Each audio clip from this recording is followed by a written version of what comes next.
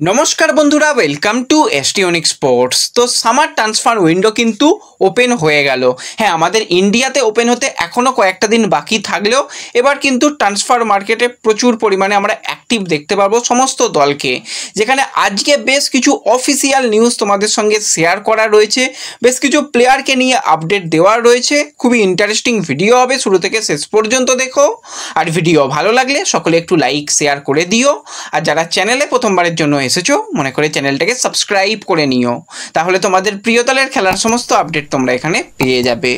তো প্রথমেই যদি আমরা কথা বলি, 29 বছর বয়সী ভেনেজুয়েলার উইঙ্গার বা অ্যাটাকারের প্লেয়ার রিচার্ড সেলিস, যাকে কিন্তু ইস্টবেঙ্গল একটা শর্ট টার্ম কন্ট্রাক্টে নিয়ে এসেছিল। ইস্টবেঙ্গলে এসে সে কিছুই পারফরমেন্স এরকম করতে পারেনি, শুধু কয়েকটা স্কিল দেখিয়ে গেছে। কিন্তু রিচার্ড সেলিস সে কিন্তু বর্তমানে ফ্রি প্লেয়ার রয়েছে এবং সে কিন্তু বেশ কিছু জায়গাতে, যেটা দেখা যাচ্ছে সোশ্যাল মিডিয়াতে, সে কোনো একটা টুর্নামেন্ট খেলছে। ভাই কী টুর্নামেন্ট আমি জানি না, 7 জন না 8 জন মিলে টুর্নামেন্ট সেখানে খেলা হচ্ছে। সেখানে কিন্তু বেশ কিছু বড় মানের প্লেয়ারদের সঙ্গে খেলছে, গোল করছে, অ্যাসিস্ট করছে, দারুণ কিন্তু ছন্দে রয়েছে, সেটা দেখা যাচ্ছে। এবং পরবর্তী সিজনে রিচার্ড সেলিসের সঙ্গে কোনোরকমভাবে চুক্তি বাড়ানো হচ্ছে না, সেরকমটাই আপডেট রয়েছে। তো রিচার্ড সেলিসকে কিন্তু ছেড়ে দেওয়া হবে। অনেকেই সেলিসের ব্যাপারে জিজ্ঞাসা করছিল যে সেলিস খেলছে, গোল করছে, তাহলে কি তাকে রাখা হবে না, সেরকম কোনো কিন্তু ব্যাপার নেই, তাকে কিন্তু ছেড়ে দেওয়ারই চিন্তাভাবনা রয়েছে। এবার যদি আমরা চলে আসি সরাসরি অফিসিয়াল বেশ কিছু নিউজের দিকে, তো আজকে কিন্তু একজন ভারতীয় গোল মেশিনের সঙ্গে চুক্তি কমপ্লিট করে ফেললো এবং অফিসিয়াল অ্যানাউন্সমেন্টও এসে গেল। সেটার অন্য কেউ নয়, 24 বছর বয়সী ভারতীয় সেন্টার ফরওয়ার্ড পজিশনের প্লেয়ার লালরেঞ্জওয়ালা লালবিয়াকনিয়া, যাকে কিন্তু আইজল থেকে নর্থ ইস্ট দলে নিতে চলেছে, তোমাদের আগেই জানিয়েছিলাম এবং কথাবার্তা চূড়ান্ত হয়ে গিয়েছিল। আজকে কিন্তু দীর্ঘমেয়াদী চুক্তিতে এই লালরেঞ্জওয়ালা সে সাইন করলো। গত সিজনটা তার জন্য ভালো গেছে, সেখানে 19টা ম্যাচে 12টা গোল করেছে। তার আগের সিজনে কিন্তু আই লিগের টপ গোল স্কোরার, ইন্ডিয়ান প্লেয়ারদের মধ্যে টপ গোল স্কোরার সুনীল ছেত্রীর রেকর্ড ভেঙে দিয়েছিল এবং প্রচুর গোল করেছিল। এবং মোহনবাগান তাকে নজরে রেখেছিল, মোহনবাগান নিয়ে এসেছিল, কিন্তু তার ইনজুরি সমস্যার কারণে তাকে বাদ দিতে হয়েছিল। কিন্তু সমস্ত কিছু বাধা কাটিয়ে সে কিন্তু আবারও ফিরেছে এবং খুবই ভালো লাগছে, যেখানে নর্থ ইস্টের কাছে একজন আলাদিনের মতন প্লেয়ার রয়েছে এবং সেই জায়গায় এরকম একজন ভারতীয় ইয়াং ট্যালেন্টেড গোল মেশিন, তাদের অ্যাটাকিং লাইনটা যথেষ্ট ভালো হবে।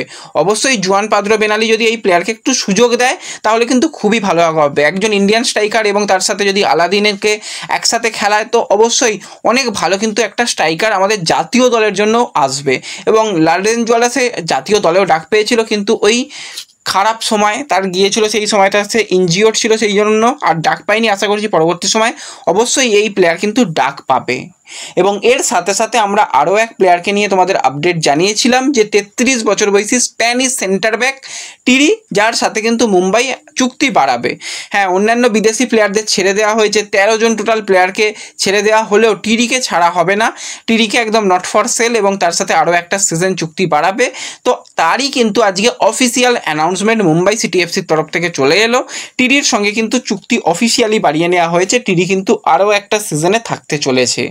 এবং এর সাথে সাথে যদি আমরা দুজন এমন ইন্ডিয়ান প্লেয়ারকে নিয়ে কথা বলি যারা কিন্তু খুবই ট্যালেন্টেড প্লেয়ার, প্রথম প্লেয়ার বলবো 24 বছর বয়সী ভারতীয় সেন্টার ফরওয়ার্ড কিয়ান নাসিরি, যাকে কিন্তু চেন্নাইন এফসি নিয়েছিল, অনেক গেম টাইম দেবে বলেছিল, কিন্তু গেম টাইমের খুবই কম সে পেয়েছে। এবং সে মোহনবাগানের যতটুকু সুযোগ পেয়েছিল ভালো খেলেছিল এবং ডার্বিতে সকলেই মনে থাকবে কিয়ান কি পারফরমেন্সই করেছিল, নেমেই হ্যাট্রিক করেছিল। তো সেই কিয়ানকে কিন্তু তারা ট্রান্সফার মার্কেটে অ্যাভেলেবেল করতে চলেছে বলে খবর। কারণ কি, তাকে পারছে না, সে গেম টাইম পাচ্ছে না, নিজেও চাইছে না থাকতে, প্রয়োজনে সে কন্ট্রাক্ট টার্মিনেট করেও বেরিয়ে যেতে ভাববে না। কারণ দীর্ঘমেয়াদী চুক্তি নিতে গেলে চেন্নাইকে একটা ট্রান্সফার ফি দিতে হবে যে কোনো দলকে। এবার কিয়ানের জন্য ট্রান্সফার ফি ব্যাপারটা একটুখানি বেশি বাড়াবাড়ি হয়ে যাবে। তো সেক্ষেত্রে কিয়ান চাইছে প্রয়োজনে কন্ট্রাক্ট টার্মিনেট করে হলেও বেরিয়ে যাব। এবং কিয়ান তবু অল্প কিছু গেম টাইম পেয়েছে, যেই প্লেয়ার একদমই গেম টাইম পায়নি সেটা হচ্ছে 21 বছর বয়সী লেফট উইং পজিশনের প্লেয়ার গুরকিরাত সিং, যার সাথেও কিন্তু চেন্নাইন এফসির এখনও একটা সিজন কন্ট্রাক্ট বাকি রয়েছে। তো মুম্বাই সিটি এফসির জার্সি গায়ে যথেষ্ট একজন ইয়াং প্লেয়ার হিসাবে গেম টাইম পেলেও চেন্নাইতে একদমই গেম টাইম পাচ্ছে না এবং গুরকিরাত নিজেও থাকতে চাইছে না, সেও চাইছে তাকে ছেড়ে দেওয়া হোক এবং বেরিয়ে যাবে। তো এই দুজন প্লেয়ারকে কিন্তু চেন্নাইও অ্যাভেলেবেল করে দেবে বলে শোনা যাচ্ছে।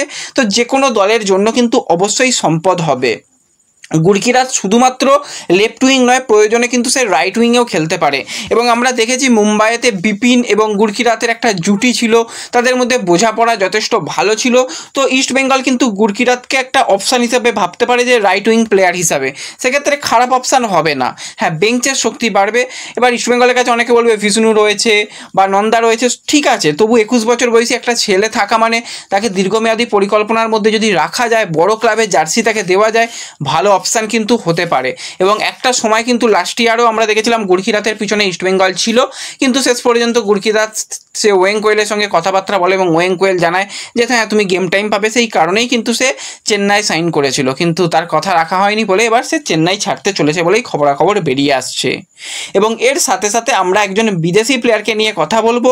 তো 29 বছর বয়সী আর্জেন্টাইন অ্যাটাকিং মিডফিল্ডারের প্লেয়ার ফুলকা ভিদাল, যার সাথে কিন্তু পাঞ্জাব এফসির কন্ট্রাক্ট শেষ হয়ে যাচ্ছে। এই সিজনে কিন্তু ফুলকা ভিদালকে আমরা প্রথমবারের জন্য আইএসএলে দেখলাম এবং প্রথম সিজনেই কিন্তু যথেষ্ট ইম্প্যাক্ট রেখেছে। টোটাল 25টা ম্যাচ খেলেছে, 10টা গোল করেছে, 5টা অ্যাসিস্ট করেছে, যথেষ্ট ভালো করেছে। অনেক সময়টাই আবার ইনজুরির মধ্যে ছিল, ইনজুরি পরেও কিন্তু সে ভালো খেলেছে।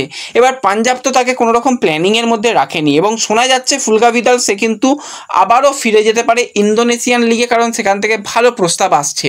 এবার কিন্তু ইন্ডিয়ান কিছু ক্লাবও তার দিকে নজর রেখেছে। শোনা যাচ্ছে 2টো ক্লাব কিন্তু তার ব্যাপারে কথাবার্তা শুরু করেছে, তার মধ্যে একটা ক্লাব হচ্ছে কেরালা ব্লাস্টার্স, তারা কিন্তু চাইছে এরকম একজন আর্জেন্টাইন প্লেয়ারকে দলে নিতে। হ্যাঁ, কথাবার্তা চলছে, ডিল ডান এখনও পর্যন্ত হয়নি। যদি ডিল ডান হয় তো খুবই ভালো। ফুলকা ভিদাল যথেষ্ট এই বছরে ইম্প্যাক্ট রেখেছে এবং অনেকেরই হয়তো ফুলকা ভিদালে খেলা ভালো লেগেছে, বাঁ পায়ে যে সুন্দর গোলগুলো করেছে খুবই ভালো ছিল। তো দেখা যাক শেষ পর্যন্ত যদি চুক্তি করে নেয় কোনো ক্লাব ভালো, তা না হলে সে কিন্তু ইন্দোনেশিয়াতে ফিরে যেতে পারেই বলেই খবরাখবর বেরিয়ে আসছে। তো এই ভিডিওতে এই আপডেটগুলোই শেয়ার করার ছিল। ভিডিও ভালো লাগলে লাইক শেয়ার করে দিও, চ্যানেলে প্রথমবারের জন্য এলে চ্যানেল সাবস্ক্রাইব করে নিও। তো দেখা হবে পরবর্তী ভিডিওতে, ধন্যবাদ।